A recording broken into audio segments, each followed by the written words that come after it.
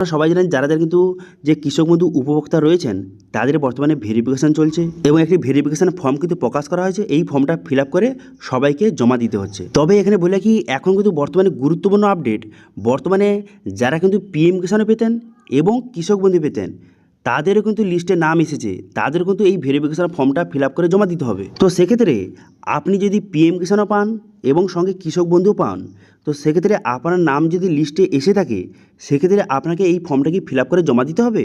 তো সেটা আপনাদের জানিয়ে দেবো এবং সঙ্গে এই ফর্মটা অনেকেই কিন্তু ভুলভাল ফিল আপ করছেন। তো সেক্ষেত্রে সঠিক পদ্ধতির মাধ্যমে এবং সঠিক নিয়মে ফর্মটা কীভাবে ফিল আপ করবেন তা স্টেপ বাই স্টেপ প্রতিটা পয়েন্ট আপনাদের লিখে বুঝিয়ে দেবো। এবং সঙ্গে এই ফর্মটা আপনি কোথায় পাবেন অথবা ফর্মের সঙ্গে কী কী ডকুমেন্টস আপনাকে অ্যাটাচ করে জমা করতে হবে, কোথায় জমা করতে হবে সেটা আপনাদের জানিয়ে দেবো। এবং সঙ্গে অনেকের কোশ্চেন যে একই পরিবারে স্বামী স্ত্রী উভয়ই কিন্তু কৃষক বন্ধু পেত, সেক্ষেত্রে তাদের কি আলাদা আলাদা ফর্ম ফিল আপ করে জমা দিতে হবে অথবা দুজন কি কৃষক বন্ধু প্রকল্পের সুবিধা পাবে, টাকা পাবে, সেটা আপনাদের জানিয়ে দেবো। এবং সঙ্গে এখানে যে জমির তথ্যগুলি, ব্যাঙ্ক অ্যাকাউন্ট ডিটেলস, এগুলো কিন্তু অনেকেই কিন্তু ভুলভাল বসাচ্ছেন। সেই জন্য সঠিক নিয়ম এবং সঠিক পদ্ধতির মাধ্যমে এই যে কৃষক বন্ধু ভেরিফিকেশন ফর্মটা কীভাবে ফিল আপ করবেন আপনাদের দেখিয়ে দেবো এবং কোথায় কোন ডিটেলস বসাবেন এবং কোন ভুলগুলি একদম করলে চলবে না সেটা কিন্তু আপনাদের জানিয়ে দিচ্ছি। নাহলে কিন্তু আপনার ফর্মটা রিজেক্ট বা বাতিল কিন্তু হতে পারে। তো সেই জন্য সম্পূর্ণ সঠিক এবং নতুন নিয়মে ফর্ম ফিল আপের পদ্ধতিটা দেখতে চান সেক্ষেত্রে ভিডিওটা প্রথম থেকে শেষ পর্যন্ত অবশ্যই দেখবেন মনোযোগ সহকারে। এবং যারা কিন্তু চ্যানেলে নতুন অবশ্যই চ্যানেলটিকে সাবস্ক্রাইব করে রাখতে ভুলবেন না। তো চলুন আজকে ভিডিওটা শুরু করা যাক। তো দেখতে পাচ্ছেন এই যে অ্যানেক্সারি 1 অর্থাৎ যে সংযোজনী 1 যে ফর্মটা বর্তমানে যারা যারা কৃষক বন্ধু প্রকল্পের সুবিধা পেতেন তাদের এই ফর্মটা ফিল আপ করে জমা করতে হচ্ছে। এবার এই যে ফর্মটা এটা হচ্ছে ফিল্ড ভেরিফিকেশান ফর্ম, অর্থাৎ যারা যারা কৃষক বন্ধু পেতেন তারা বর্তমানে জীবিত রয়েছে কিনা, অথবা অনেক মানুষ কিন্তু একই নামে অনেকবার কিন্তু কৃষক বন্ধু প্রকল্পের সুবিধা পেতেন। তো সেই সব ঝাঁটাই করার জন্য পুনরায় কিন্তু একটি ভেরিফিকেশান চলছে যারা যারা কৃষক বন্ধু প্রকল্পের সুবিধা পেতেন, সেই জন্য এই ফর্মটা ফিল আপ করে আপনাদের জমা করতে হবে। এবার মেন কথা হলো অনেকে কমেন্ট করছিলেন আমি কৃষক বন্ধু প্রকল্পের সুবিধা পাই না, সেক্ষেত্রে আমি ফর্মটা ফিল আপ করলে কি কৃষক বন্ধু প্রকল্পের আওতায় চলে আসবো? তাদেরকে বললে কি না, এটা নতুনদের জন্য নয়, কিন্তু এই ফর্মটা কাদের জন্য, যারা কিন্তু অলরেডি কৃষক বন্ধু পাচ্ছে তাদের ভেরিফিকেশান ফর্ম। তো সেক্ষেত্রে নতুনদের জন্য কিন্তু ফর্ম বেরোবে, সেই ফর্মটা ফিল আপ করে আবেদন করলে আপনি কিন্তু কৃষক বন্ধু প্রকল্পের আওতায় আসবেন। কিন্তু এই ফর্মটা হচ্ছে যারা কৃষক বন্ধু পান, প্রকল্পের সুবিধা পান তাদের জন্য কিন্তু এই ফর্মটা ভেরিফিকেশান ফর্ম, ঠিক আছে। তো এবার কোথায় কোন ডিটেলস বসাবেন ভালো করে দেখে নিন, কারণ অনেক মানুষ কিন্তু ভুল করছে, তাদের কিন্তু ফর্মটা বাতিলও কিন্তু হয়ে যেতে পারে। সেই জন্য ভালো করে মনোযোগ সহকারে দেখতে থাকুন। সর্বপ্রথম কী বলা হয়েছে যে কৃষক বন্ধু আইডি কেবি আইডি নম্বরটা সঠিকভাবে কিন্তু বসাতে হবে। এবার অনেকে বলছে যে এই আইডি নাম্বারটা কোথায় পাবো, দেখুন এটা কিন্তু খুব সহজে আপনি অনলাইন থেকে বার করতে পারবেন। আপনার আধার নম্বর অথবা ভোটার নাম্বার বসিয়ে খুব সহজে যে কৃষক বন্ধু যে পোর্টাল রয়েছে, ওয়েবসাইট রয়েছে, সেখান থেকে খুব সহজে কেবি আইডি নম্বর অর্থাৎ যে কৃষক বন্ধু আইডি নম্বরটা খুব সহজে পেয়ে যাবেন, সেটা বসিয়ে দেবেন। এরপর সিরিয়াল নম্বরটা এটা আপনাকে বসাতে হবে না, আপনি ফর্মটা জমা দেওয়ার পর অফিস কিন্তু এই নাম্বারটা বসিয়ে দেবে, ঠিক আছে। তারপর কি করবেন, তারপর বলা হয়েছে যে 1 নম্বরে কী বলা হয়েছে এখানে যে আপনার নামটা বসাতে হবে, যেই নামটা কৃষক বন্ধুদের দেওয়া ছিল অথবা আপনার ব্যাংকে যে নামটা দেওয়া রয়েছে, যেই ব্যাংকে আপনি কৃষক বন্ধু প্রকল্পের টাকা পেতেন সেই ব্যাংকে যে নামটা দেওয়া রয়েছে আপনার, সেই নামটা কিন্তু বসাতে হবে। দেখুন এইখানে কিন্তু নামটা সঠিকভাবে বসাবেন, কারণ এটা হচ্ছে ভেরিফিকেশান ফর্ম। কৃষক বন্ধু প্রকল্পের যে নামটা দিয়েছিল এবার এখন যদি আপনি অন্য নামটা দেন সেক্ষেত্রে কিন্তু আপনার ভেরিফিকেশান হবে না, ম্যাচ খাবে না, সেক্ষেত্রে কিন্তু আপনার ফর্মটা বাতিল হয়ে যেতে পারে। সেই জন্য সঠিকভাবে নামটা বসাবেন যেটা কিন্তু কৃষক বন্ধুদের ছিল, ওকে। সব থেকে ভালো হবে যেই ব্যাংকে আপনি কৃষক বন্ধু প্রকল্পের টাকা পেতেন সেই ব্যাংকে যে নামটা দিয়েছে সেই নামটা বসাবেন, ওকে। তারপর 2 নম্বর বলা হয়েছে আপনার বাবার নাম কিন্তু বসাতে হবে, অথবা যারা কিন্তু মহিলা আবেদন করছেন তার স্বামীর নামটা কিন্তু বসাতে পারেন, ঠিক আছে। তো সেই জন্য যদি আপনি আপনার বাবার নামটা বসান সেক্ষেত্রে ফাদারের উপরে কিন্তু ঠিক চিহ্ন মারবেন, ঠিক আছে। ঠিক চিহ্ন মেরে দেওয়ার পর আপনার বাবার নামটা সঠিকভাবে কিন্তু বসিয়ে দেবেন, ঠিক আছে। আচ্ছা, অনেকে ভাবতে পারে যে এই পাশের ঘরগুলি ফাঁকা কেন, এটা কার জন্য? দেখুন এই যে পাশের ঘরটা ফাঁকা রয়েছে এটা কিন্তু আপনাদের জন্য নয়, এটা কিন্তু অফিস এই ঘরটা ফিল আপ করবে। কী ফিল আপ করবে, আপনি যে ফর্মটা ফিল আপ করে জমা দিলেন তারপর কিন্তু তারা ভেরিফিকেশানে চেক করবে যে নামটা ম্যাচ করছে কিনা, আগে যে কৃষক বন্ধু নামটা ছিল সেই নামের সঙ্গে আপনি যে নামটা বসিয়েছেন সেটা ম্যাচ করছে কিনা, আপনার বাবার নাম ম্যাচ করছে কিনা, অ্যাড্রেস ম্যাচ করছে কিনা, সমস্ত ডিটেলস ম্যাচ করছে কিনা, এখানে ঠিক চিহ্ন মারবে তারা, প্রতিটা ঘরে কিন্তু তারা ঠিক চিহ্ন মারবে, ঠিক আছে। সেই জন্য এই ঘরটা ফিল আপ করার দরকার নেই। তারপর এখানে কী বলা হয়েছে 3 নম্বরে কী বলা হয়েছে যে অ্যাড্রেস, আপনার অ্যাড্রেসটা বসাতে হবে। সেই জন্য আপনি কী করবেন, এখানে আপনার ভিলেজ, পোস্ট অফিস এবং পুলিশ স্টেশনের নামটা এখানে সঠিকভাবে ছোটো ছোটো করে লিখে দেবেন। ঠিক আছে, এখানে আমি দেখতে পাচ্ছেন এইভাবে লিখে দিলাম যে ভিলেজ প্লাস পোস্ট অফিস নামটা লিখে দিলাম এবং পুলিশ স্টেশনের নামটা আমি লিখে দিয়েছি। তো এইভাবে কিন্তু আপনারা ছোটো ছোটো করে লিখে দেবেন। ঠিক আছে, এরপরে কী বলা হয়েছে, এরপর বলা হয়েছে যে জেলা বা ডিস্ট্রিক্টের নামটা, আপনার ডিস্ট্রিক্টের নামটা কিন্তু বসাতে হবে। সেই জন্য ডিস্ট্রিক্টের নামটা সঠিকভাবে এখানে লিখে দেবেন। তারপর কী বলা হয়েছে যে ব্লকের নাম, এখানে ব্লকের নামটা বসাতে হবে। সেই জন্য আপনারা ব্লকের নামটা বসিয়ে দেবেন। তারপরে আপনার গ্রাম পঞ্চায়েত, আপনার গ্রাম পঞ্চায়েতের নামটা সঠিকভাবে এখানে লিখে দেবেন। ঠিক আছে, তারপর কী বলা হয়েছে, তারপর বলা হয়েছে যে মৌজা বা গ্রামের নামটা সঠিকভাবে কিন্তু লিখে দেবেন। ঠিক আছে, এখানে দেখতে পাচ্ছেন আমি গ্রামের নামটা লিখে দিয়েছি। এইভাবে কিন্তু ছোটো ছোটোভাবে আপনার গ্রামের নামটা লিখে দেবেন। ঠিক আছে, তারপর কিন্তু এবার খুবই গুরুত্বপূর্ণ, এখানে কিন্তু বেনিফিশিয়ারি ডিটেলস আপনাকে বসাতে হবে। বলা হয়েছে এখানে ব্যাংকের ডিটেলস, এখানে কিন্তু ব্যাংক অ্যাকাউন্ট ডিটেলস কিন্তু আপনাকে বসাতে হবে।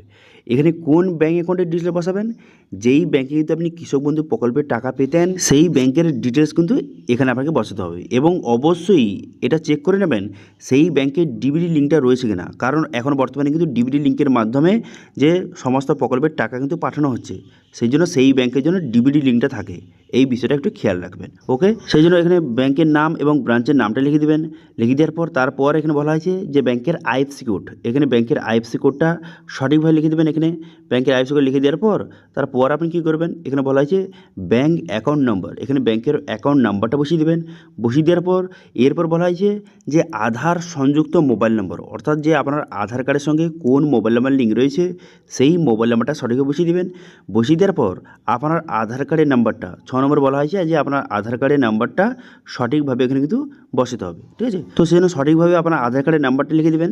তারপর বলা হচ্ছে যে এপিক নম্বর, অর্থাৎ আপনার ভোটার কার্ডের নাম্বারটা, এটাও কিন্তু সঠিকভাবে লিখে দেবেন। তারপরে এসি নম্বর, অর্থাৎ আপনার বিধানসভা ক্ষেত্রের নাম্বারটা এবং পার্ট নম্বর এবং সিরিয়াল নম্বর, এগুলো আপনি কোথা থেকে পেয়ে যাবেন, এগুলো কিন্তু খুব সহজে আপনার যে ভোটার কার্ডের যে অফিসিয়াল ওয়েবসাইটে গিয়ে সেখানে আপনার ভোটার নাম্বার বসিয়ে খুব সহজে এই যে এসি নম্বর, পার্ট নম্বর, সিরিয়াল নম্বর, এগুলো আপনি খুব সহজে বার করতে পারবেন এবং সেগুলি সঠিকভাবে এখানে লিখে দেবেন। ওকে, বোঝা গেল। এরপরে কিন্তু খুবই গুরুত্বপূর্ণ, এখানে বলা হয়েছে যে এসআইআর 2026-এ ভোটের জন্য এএসডিডি তালিকায় কি আপনার নামটা আছে। এর মানে হচ্ছে এএসডিডি তালিকা মানে যে এসআইআরের সময় একটি অ্যাবসেন্ট লিস্ট কিন্তু প্রকাশ করা হয়েছিল, যারা যারা এসআইআরে উপস্থিত হয়নি বা এসআইআরে যোগদান করেনি তাদের একটা লিস্ট প্রকাশ করা হয়েছিল, সেই লিস্টে কি আপনার নাম রয়েছে। তখন হয়তো সে অন্য জায়গায় চলে গিয়েছিল অথবা কেউ মারা গিয়েছিল, তো সেক্ষেত্রে তারা কিন্তু এসআইআরে অনুপস্থিত ছিলেন। তো তাদের একটা লিস্ট তৈরি করা হয়েছিল, সেই লিস্টে কি আপনার নাম রয়েছে, যদি থেকে থাকে ইয়েস করবেন, অন্যথায় এখানে নো লিখে দেবেন।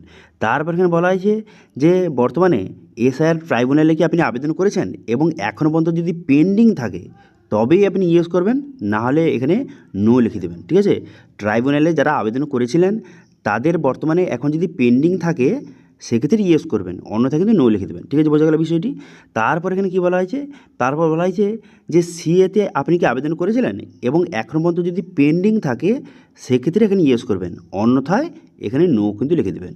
ঠিক আছে, তারপর এখানে বলা হয়েছে খুবই গুরুত্বপূর্ণ, এখানে বলা হয়েছে আপনি কি পিএম কিষাণের সুবিধা পান, সুবিধাভোগী আপনি, যদি হয়ে থাকে ইয়েস করবেন, অন্যথায় নো করবেন। আচ্ছা, এখানে খুবই একটা গুরুত্বপূর্ণ কথা বলে রাখি, যখন এই ফর্মটা বের হয়েছিল তখন কিন্তু নোটিশে বলে দেওয়া হয়েছিল যারা যারা কেবলমাত্র কৃষক বন্ধু পান তাদের কিন্তু এই ফর্মটা ফিল আপ করে জমা দিতে হবে। ঠিক আছে, কিন্তু যারা কৃষক বন্ধু পান এবং সঙ্গে পিএম কিষাণ পান, পিএম কিষাণও পান এবং কৃষক বন্ধু দুটোই পান, সেক্ষেত্রে তাদের কিন্তু এই ফর্মটা ফিল আপ করে জমা দেওয়ার কোনো রকম দরকার নেই, এটা কিন্তু বলে দেওয়া হয়েছিল। কিন্তু এখন দেখা যাচ্ছে যে বর্তমানে যারা কিন্তু পিএম কিষাণ এবং কৃষক বন্ধু বর্তমানে পায় তাদের মধ্যে বহু মানুষের নাম কিন্তু লিস্টে এসেছে। আপনারা জানেন যে যে কাদের কাদের এই যে ভেরিফিকেশনটা করতে হবে, তাদের একটি লিস্ট কিন্তু প্রতিটা ব্লকে, প্রতিটা পঞ্চায়েতে এবং প্রতিটা মেম্বারের কাছে কিন্তু তাদের লিস্ট কিন্তু রয়েছে। ঠিক আছে, সেই লিস্টে যদি আপনার নাম থেকে থাকে সেক্ষেত্রে এই ভেরিফিকেশনটা করতে হবে। কিন্তু এবার মেন কথা হলো যারা কৃষক বন্ধু শুধু পায় তাদের নাম এসেছে, সেটা সমস্যা নেই, তারা ভেরিফিকেশন করবে, ফর্মটা জমা দেবে। কিন্তু যারা পিএম কিষাণ এবং কৃষক বন্ধু পায় তাদের মধ্যে কিছু জনের কিন্তু নাম এসেছে, তো সেক্ষেত্রে তারা কি করবে, তো তাদেরকে বললে কি যেহেতু আপনাদের নাম এসেছে তো সেক্ষেত্রে আপনি কিন্তু ফর্মটা ফিল আপ করে নিন। ফর্মটা ফিল আপ করে সমস্ত ডকুমেন্টস অ্যাটাচ করে আপনি কিন্তু ব্লকে যান, যার পর সেখানে তাদেরকে বলুন যে আপনি পিএম কিষাণও পান এবং কৃষক বন্ধু পান, সেক্ষেত্রে কি আমি ফর্মটা জমা করব। যদি তারা জমা করতে বলে সেক্ষেত্রে জমা করে দেবেন, যদি তারা জমা করতে না বলে সেক্ষেত্রে জমা করার কোনো রকম দরকার নেই। ঠিক আছে, তো সেক্ষেত্রে সবার প্রথমে চেক করতে হবে যে আপনার নামটা এসেছে কিনা। তো সেই জন্য হয় আপনি ব্লক অফিসে লিস্ট রয়েছে, অথবা পঞ্চায়েত অফিস, অথবা আপনার এলাকায় যে মেম্বার রয়েছে সেই মেম্বারের কাছেও কিন্তু লিস্ট রয়েছে। আপনি কিন্তু সেই মেম্বারের কাছে গিয়ে অবশ্যই দেখে নেবেন যে আপনার নামটা এসেছে কিনা। যদি আপনার নামটা এসে থাকে সেক্ষেত্রে ফর্মটা ফিল আপ করে আপনি জমা করে দিন। ঠিক আছে, বোঝা গেল বিষয়টি। এরপর বলা আছে যে আপনি কি কাজ করেন কি। এখানে আপনার যে প্রধান পেশাটা, আপনার পেশাটা কিন্তু লিখে দেবেন। যদি আপনি ফার্মার হয়ে থাকেন সেক্ষেত্রে ফার্মার লিখবেন, যদি অন্য কোনো কাজ করে থাকেন সেক্ষেত্রে সেই কাজের নামটা এখানে সঠিকভাবে লিখে দেবেন। ঠিক আছে, এরপরে কি বলা আছে, এরপর বলা হয়েছে চাষযোগ্য জমির বিবরণ।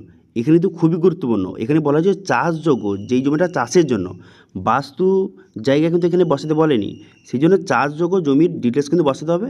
সেই জন্য প্রথমে জেল নম্বর বসিয়ে দেবেন, বসিয়ে দেওয়ার পর খতিয়ান নম্বর বসিয়ে দেবেন এখানে, বসিয়ে দেওয়ার পর এখানে দাগ নম্বর। এবার অনেকে বলছিল যে আমার অনেকগুলি দাগ নম্বর রয়েছে, সেক্ষেত্রে তার মধ্যে যেগুলো মেন জায়গাগুলি, সালি জায়গাগুলি, তার কিন্তু এখানে 2-4টে লিখে দেবেন। ঠিক আছে, তারপর এখানে বলা আছে যে চাষযোগ্য জমির পরিমাণ, যেগুলোতে চাষযোগ্য জমি রয়েছে সালি জায়গা, তার জমির পরিমাণটা এখানে একরে কিন্তু লিখতে হবে।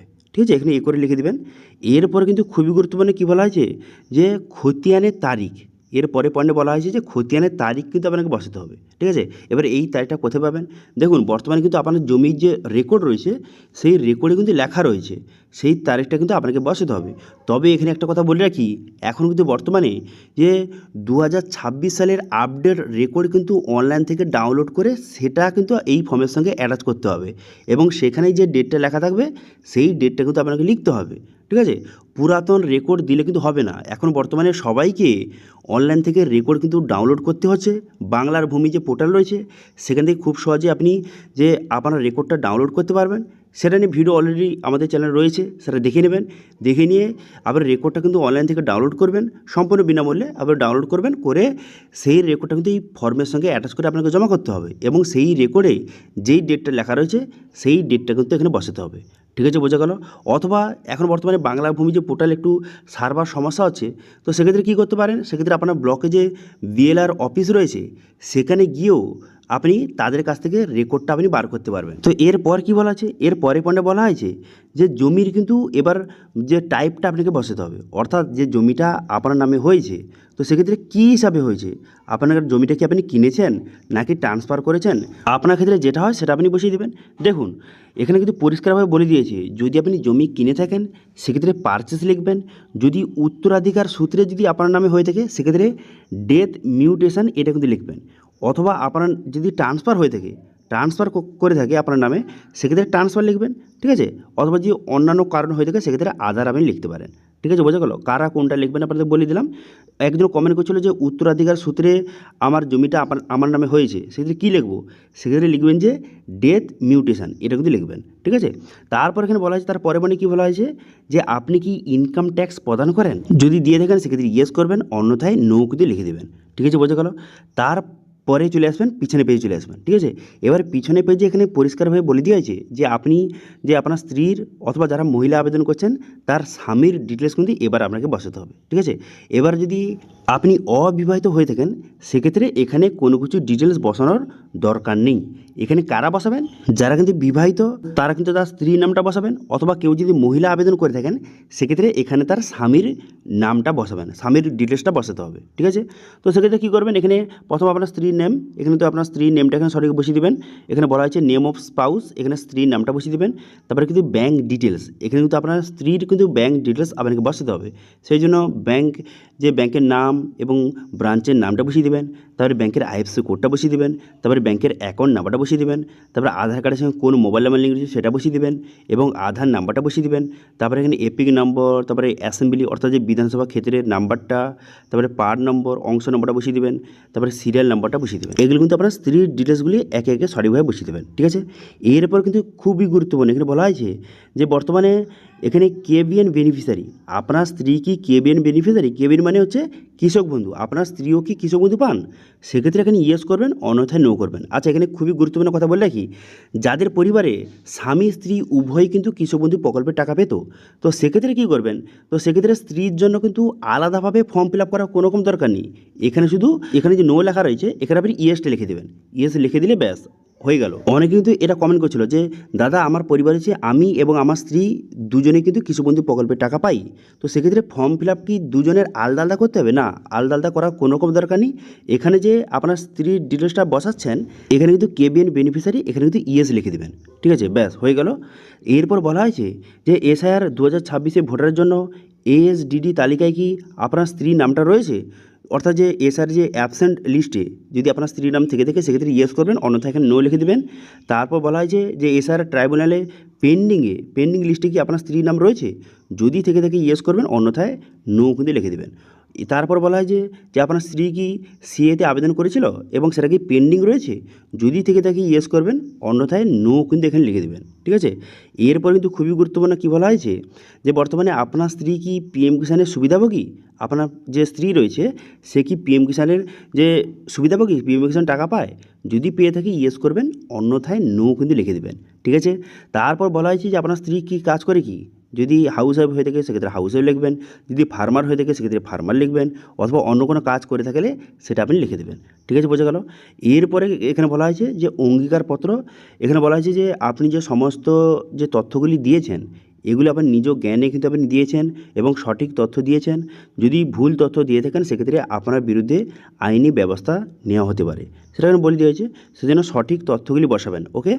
তারপরে বলা হয়েছে এখানে যে বেনিফিশিয়ারি সিগনেচার, এখানে আপনারা কিন্তু সিগনেচারটা করে দেবেন। এখানে আপনার নামটা এখানে সঠিকভাবে লিখে দেবেন, নামটা লিখে দেওয়ার পর ব্যাস আপনার কাজ শেষ, আর আপনাকে কোনো কিছু ফিল আপ করতে হবে না।